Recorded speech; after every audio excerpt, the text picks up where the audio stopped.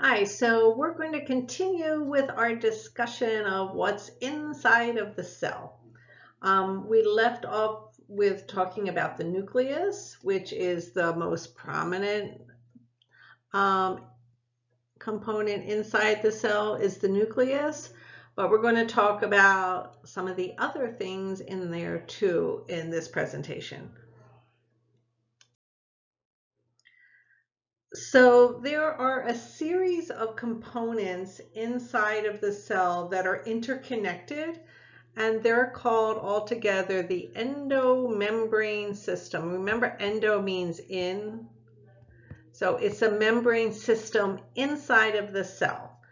And we already mentioned the nucleus and that the nucleus is enclosed in a double membrane called the nuclear envelope, and that those membranes connect with three other components. They have not easy names. One is the endoplasmic reticulum, the Golgi apparatus, and vesicles, which are little balls that kind of travel from one to the other. And these components together make up what's known as the endomembrane system. And this is something that's only found in eukaryotic cells, and it's a way of forming a separate compartment inside of the cell, and it's a way of moving things specifically inside of the cell and releasing molecules from the cell. So we're going to talk about the components, the endoplasmic reticulum, Golgi apparatus, vesicles. So this is just to give you kind of an idea. Here is the nucleus. And this is the beginning of the endoplasmic reticulum. And it's really like a tunnel going through the cell. And so materials can go through that tunnel and kind of be separated from the rest of the cell. So this would be like the inside of the endoplasmic reticulum. And so certain molecules inside of the cell are transported through the endoplasmic reticulum. In particular, proteins that are made that are going to leave the cell.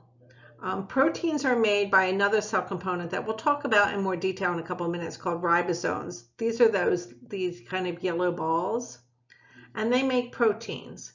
Now, your cell makes thousands of different proteins. And some of those proteins are going to stay inside of the cell because they're needed inside of the cell.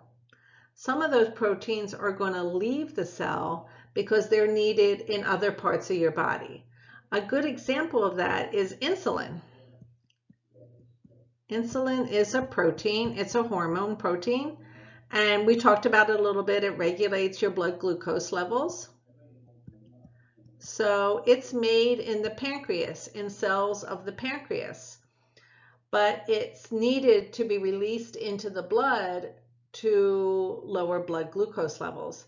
So insulin is made in cells of the pancreas inside the endoplasmic reticulum. So it's like a separate network. It's kind of like a subway system, if any of you have ever. I used to live in New York, so I used to travel on the subway. So it's like this kind of series of tunnels going through. So since insulin isn't going to stay inside of the cell, it's made in this kind of tunnel system that keeps it separate from all the proteins that are needed inside of the cell. So that's the interaction between the nucleus. So the nucleus actually has instructions on making proteins, and we'll talk a lot about that later. So that's relayed. The protein is made in the endoplasmic reticulum, and that's the connection between the nucleus and the endoplasmic reticulum. And ribosomes just make the proteins. So some ribosomes stay outside of the endoplasmic reticulum because they're making proteins for inside of the cell, and then some make proteins inside the endoplasmic reticulum. So this is the endoplasmic reticulum. It's kind of cut open, but you can kind of see it's this series of tunnel, kind of like this network inside of the cell. So it's like a membrane enclosed channel running through the cell. It connects to the nuclear envelope. And there's two different types of endoplasmic reticulum. Because it has such a difficult name, it's usually just called the ER. So that's another meaning for ER besides emergency room. It also stands for endoplasmic reticulum.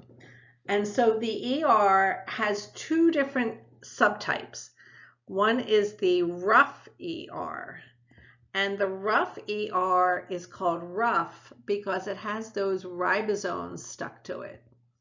And so remember, I just mentioned that ribosomes make proteins. And so the rough ER is the part of the ER that makes proteins. Some of the ER does not have ribosomes attached to it. It's not involved in making proteins, but it's involved in making lipids.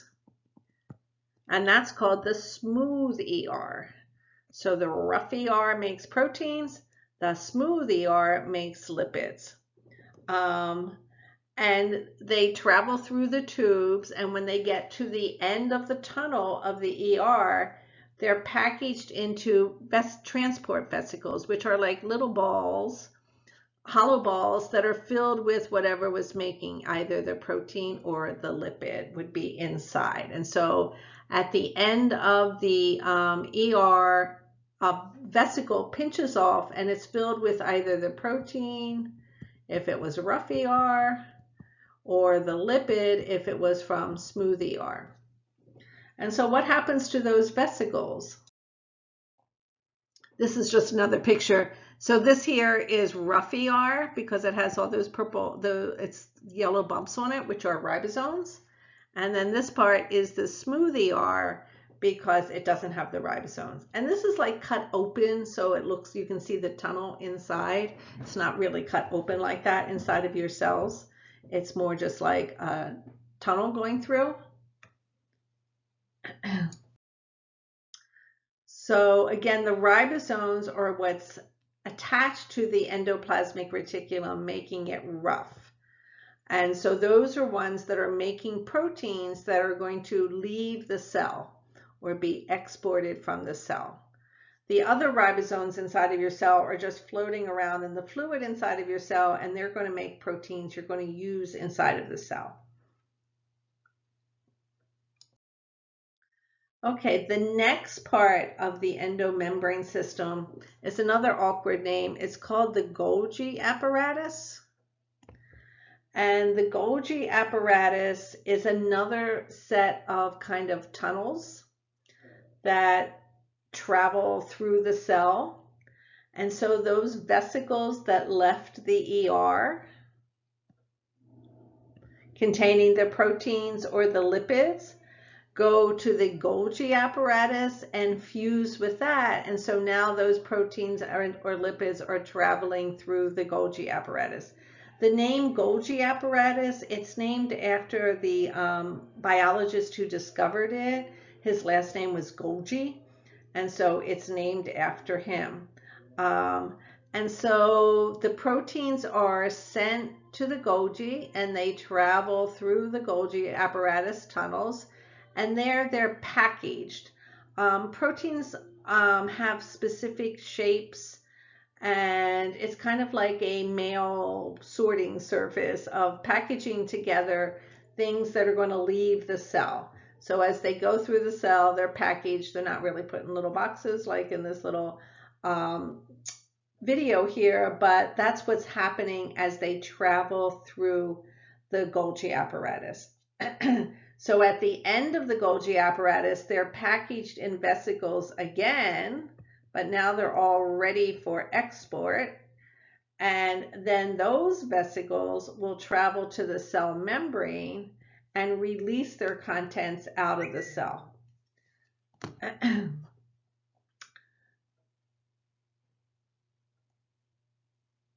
And there's a couple one special type of vesicle that I'm going to talk about separate that doesn't take proteins to the membrane, but actually stays inside of the cell, and that's called a lysosome. And we're going to talk about that in a minute. So the function of the Golgi is packaging the materials that were made in the endoplasmic reticulum, the proteins and lipids, and package them to be ready to leave the cell. So this is kind of a summary. So here's the nucleus, and then surrounding the nucleus, this is the smooth and rough ER. So here's a vesicle leaving the ER, and those little dots inside are supposed to be the proteins or whatever it's made. It merges with the Golgi apparatus here, and that material travels through the Golgi apparatus and gets modified and packaged. Then it's packaged in another vesicle. So here's another vesicle with the top cut off, so you can see all the stuff inside, the little dots. That fuses with the cell membrane, and then it releases. So all these little dots out here are the proteins that were made in the ER, packaged in the Golgi, and released. So this would then go into the blood and could travel to all parts of the body. So if this was a cell of your pancreas that makes insulin, the insulin would be the little dots inside of the vesicle. It fuses with the membrane. The insulin is released from the cell, picked up in the blood, and travels throughout the blood. And so that's how proteins are made inside of a cell and released outside of the cell.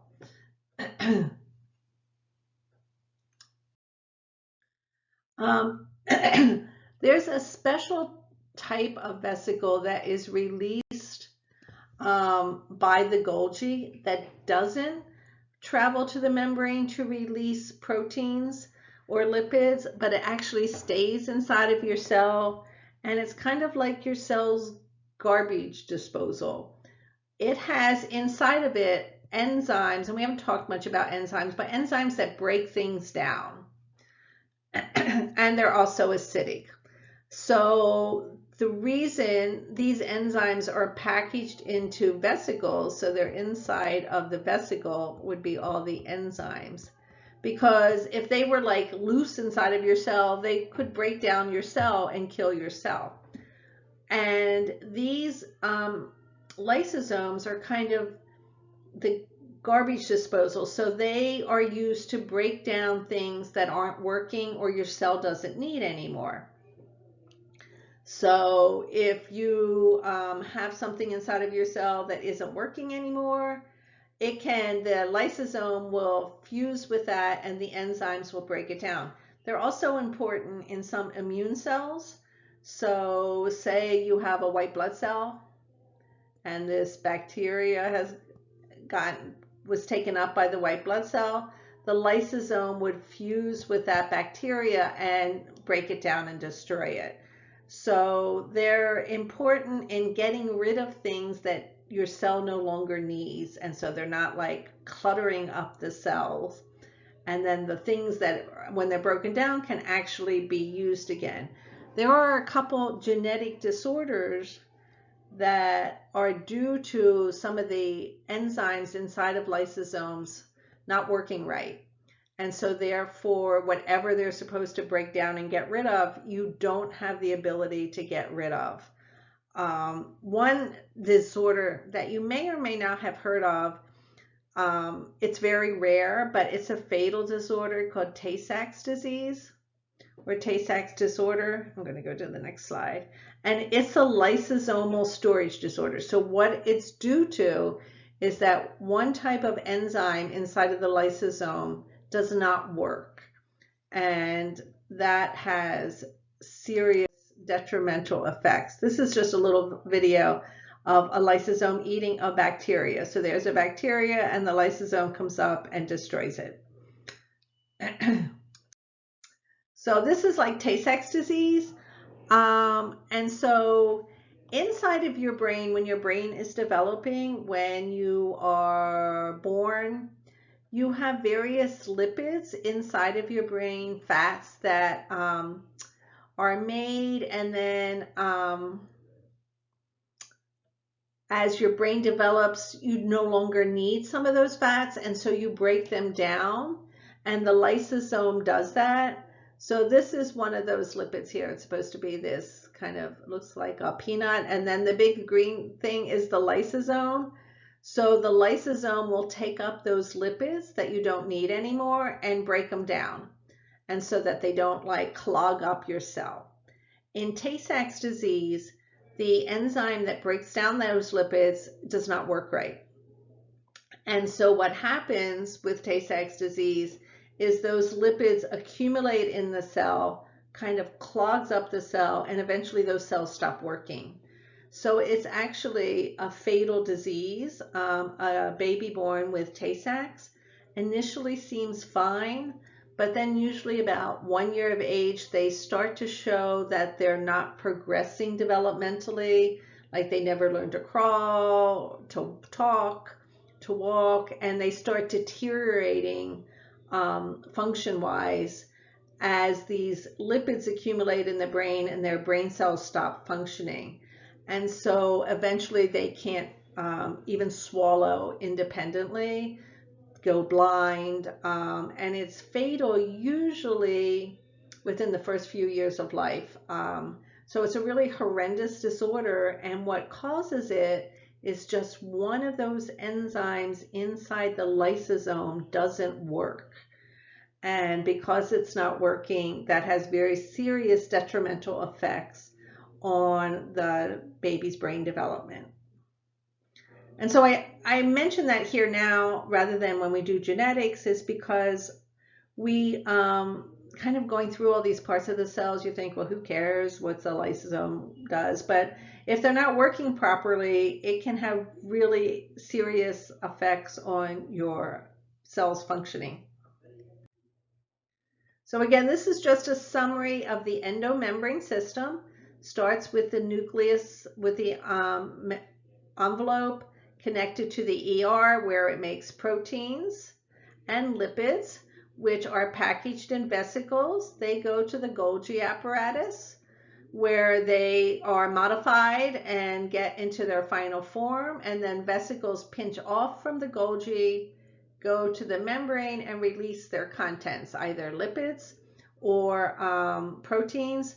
But then one special type of vesicle that is formed off of the Golgi is the lysosome, which has these enzymes that break things down, and that stays inside of the cell and breaks down substances in the cell that the cell no longer needs or wants to get rid of because it's like a bacteria, and breaks those down and inside of the cell. So that's the endomembrane system. We're going to talk about a few other organelles not related to the endomembrane system. Two of the organelles inside of eukaryotic cells are involved in energy metabolism. One of them is mitochondria. We're going to talk about mitochondria. Animals have mitochondria. And so since we're an animal, we're going to talk about mitochondria. The other important one is the chloroplast. And the chloroplast is only found in plants. And it's where plants do photosynthesis, which they use energy from the sun to make sugar. We can't do that. We have to eat our food. But plants are able to make sugar using energy from the sun. And then they also have mitochondria, so they have both chloroplasts and mitochondria, but we only have mitochondria, which means we don't make our own food. We have to get food from outside sources into our cells.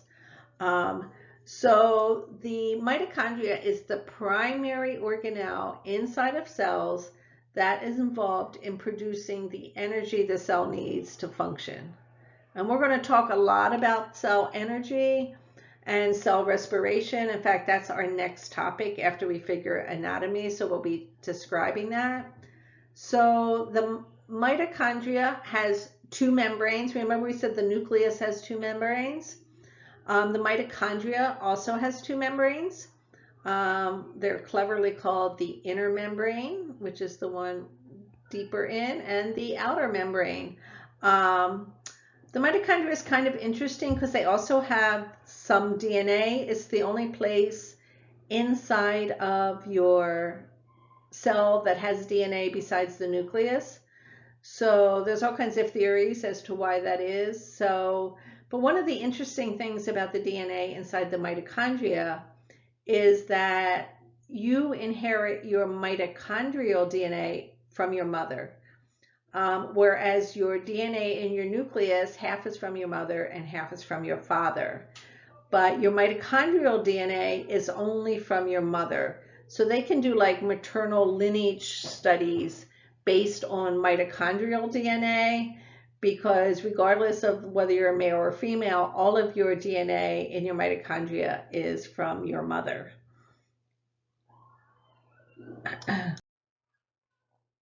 So again, the mitochondria has this double membrane, and inside this membrane in the cell, we'll be talking about this in a lot of detail, probably next week, is where energy is made from the food you eat, is converted to a form that can be used inside of the cell. So when you eat a cheeseburger, I'm really hungry right now, but if whatever food you eat, whether it's carbohydrates, proteins, or fats, inside the mitochondria, the bonds in those molecules are broken, and that energy is released, is converted into a form that your cell can use for doing its work. And our next PowerPoint talks about that in more detail. So those are the major organelles inside of the body, inside of the cell. There's lots of other structures inside of the cell. There's a whole kind of network of proteins called the cytoskeleton. So the skeleton is kind of your bones that give you support. And inside of your cell, there's all these like protein network that gives the cell its shape and organizes movements inside of the cell. There's 3 different kinds. You don't have to worry about what the different kinds are. But I just wanted to show you a picture of kind of how complex inside of your cell. So this is a cell membrane. And so then here is inside of your cell. Here's a mitochondria.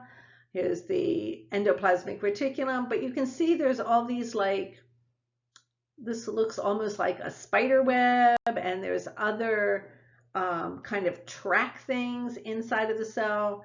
These are particularly important in muscle cells because they enable us to contract our muscles, and they transport vesicles. Like, remember we talked about those vesicles coming off of the ER and the Golgi and have to travel to the cell membrane. And that might seem like a little space to you, but to a vesicle, they need to have a way of finding the cell membrane. So they're kind of moved along these tubes.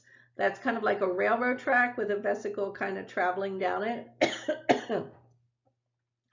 And some of your cells are really big, like you have cells, excuse me, nerve cells that go from your spinal cord all the way down to your foot. So vesicles there have a long way to travel, and so they use these like tracks as a way of moving along the cell. So that's the cytoskeleton. We also have some specialized structures that enable cells to move, cilia and flagella. They are both extend outside of the cell surface and enable movement. Flagella are the only human cells that have flagella are sperm cells. And I'm going to show you a picture to describe the difference. So this is a sperm, a sperm cell here. And this is an egg. So you can see how much bigger, this is just a little portion of the egg. You can see how much bigger the egg is than the sperm cell. But this is the tail of the sperm is the flagella. And flagellas spin like a propeller, and so that enables the sperm to move to reach the egg and the fallopian tube. The other type of projection are called cilia, and cilia are more like brush-like things. This is lining the respiratory tract, and they don't spin like a propeller, but they kind of move in unison, kind of more like if you have one of those rowboats with there's like 4 people in them rowing, you know how they all have to do it together in unison. That's kind of the way your cilia work. And cilia line a lot, like you have cilia lining your bronchial tubes, and they move things, they beat outwards so that if you get like dust or something down into your bronchial tubes, it can help push it back out again so it doesn't get down into your lungs. So they move things in one direction. So those are 2 other types of projections that extend outside of a cell that are involved in cell movement. There are some other small components inside cells and some that are specialized only for plant cells that I'm not going to talk about here. So I'm going to stop there with cell anatomy.